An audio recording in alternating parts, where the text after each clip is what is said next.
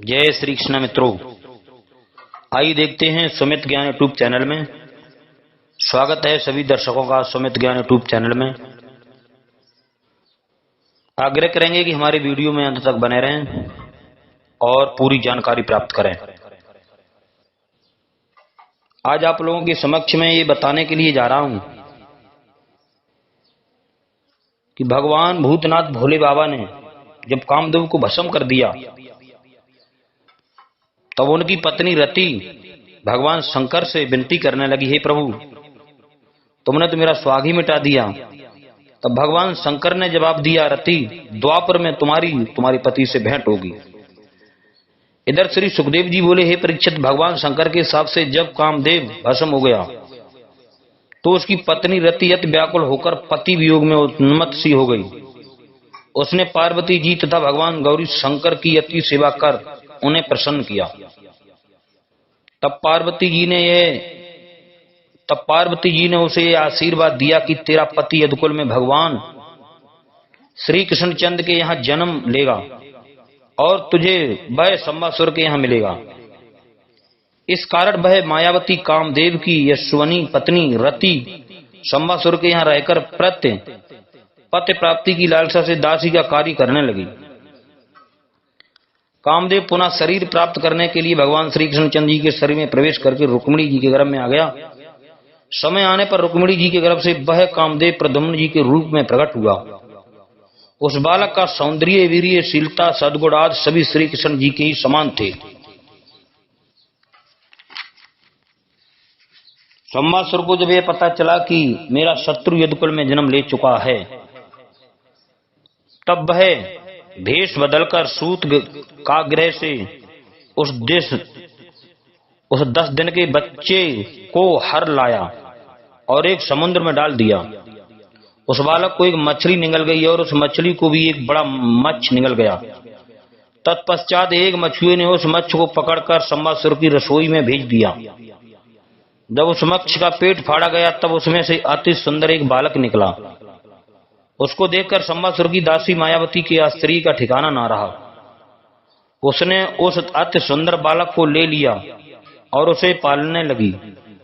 उसी समय महादेव ऋषि नारद आए और उन्होंने कहा, हे मायावती, यह तेरा ही पति कामदेव है, इसे तू यत्न से पालियो।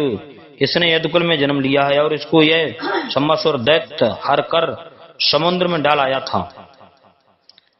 श्री पार्वती जी की कृपा से तुझे यह तेरा पति प्राप्त हुआ है। इसी भांत रति को समझा बुझाकर नारद जी चले गए।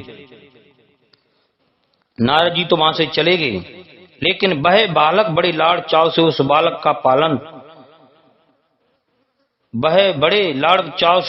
का पालन पोषण करने लगी। वे प्रद्युम्न जी थोड़े काल में ही युवा हो गए। उनका रूप लावण्य इतना अद्भुत था कि वे साक्षात श्री कृष्णचंद्र ही प्रतीत होते थे। वह रति उन्हें बड़े भाव और लजीली दृष्टि से देखती थी। तब प्रद्युम्न जी बोले, तो मेरी माँ हो, फिर तुम में ऐसा परिवर्तन क्यों देख रहा हूं? तब रति ने कहा। इतना कहकर उस मायावती रति ने उन्हें वहां विद्या सिखाई और धनुष बाण। तब रति ने कहा, पुत्र नहीं तुम पति हो मेरे, मिले कंत संबासुर में प्रेरे, मारो नाथ शत्रु तुम्हारो, मेटो दुख देवन को सगरो। रति ने समझाया,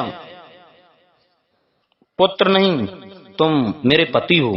इतना कहकर उस मायावती रति ने उन्हें महाविद्या सिखाई और धनुष बाण अस्त्र शस्त्र की सभी विद्याओं में निपुण कर दिया।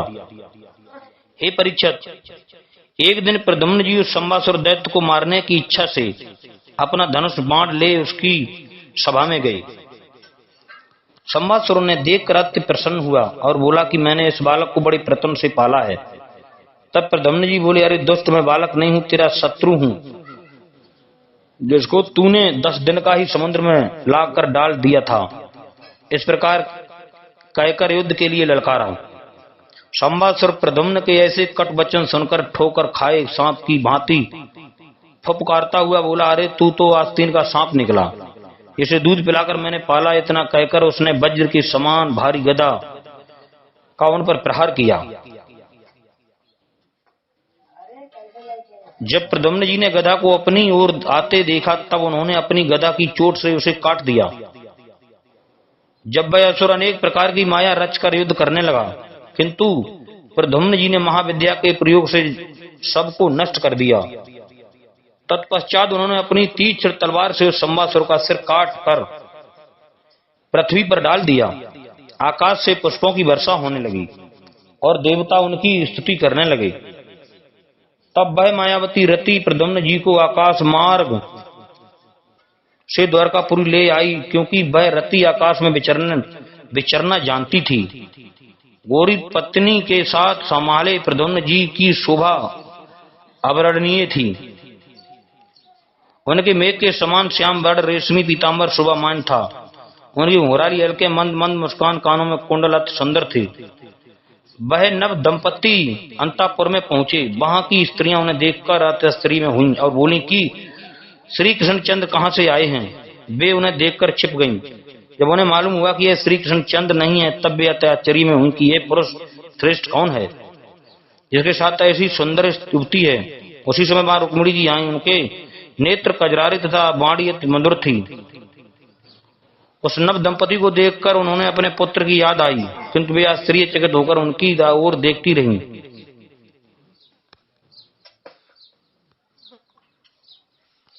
उनका प्रेम उनकी ओर बढ़ने लगा। उनको स्तनों से दूध की धारा बहने लगी। वे खड़ी खड़ी सोचने लगी कि नरश्रेष्ठ किसका पुत्र है, कि सौभाग्यवती ने इसे गर्भ में धारण किया और मेरा बालक भी होता तो ऐसा ही होता। उसे तो न जाने कौन सा प्रसूति का ग्रह से ही उठाकर ले गया। उसकी रूप माधुरी, शरीर गठन, मधुर मुस्कान,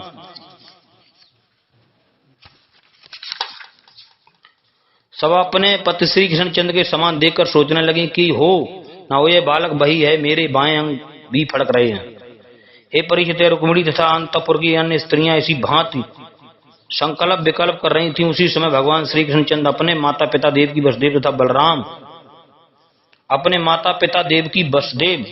तथा बलराम जी के साथ पधारे, किंतु वे भी कुछ न बोले और चुपचाप खड़े रहे। यद्यपि भगवान श्री कृष्णचंद्र को यह सब कुछ पता था, किंतु फिर भी उसी क्षण आए हुए नारद जी के द्वारा ही उस बालक का परिचय कराया। नारद जी ने अधोपांत्र सब कथा उस बालक के हरण के से लेकर द्वारका के आने तक सबको सुनाई। यह सुनकर सभी अंतःपुर निवासी स्त्रियां प्रसन्न हुई। देवकी वसुदेव, भगवान श्री कृष्णचंद्र और बलराम जी ने उस नव विवाहित दंपति को शुभ आशीर्वाद दिया और कंठ से लगाया। जब नगरवासियों ने सुना तो वे आनंदित हुए। हे परीक्षित, प्रद्युम्न जी का रूप रंग भगवान श्री कृष्णचंद्र से इतना मिलता जुलता था कि उनकी माताएं रुक्मिणी याद देकर अपने पति श्री कृष्णचंद्र के मधुर भाव में मुग्ध हो जाती थीं और उनके सामने से हटकर अलग चली जाती थीं।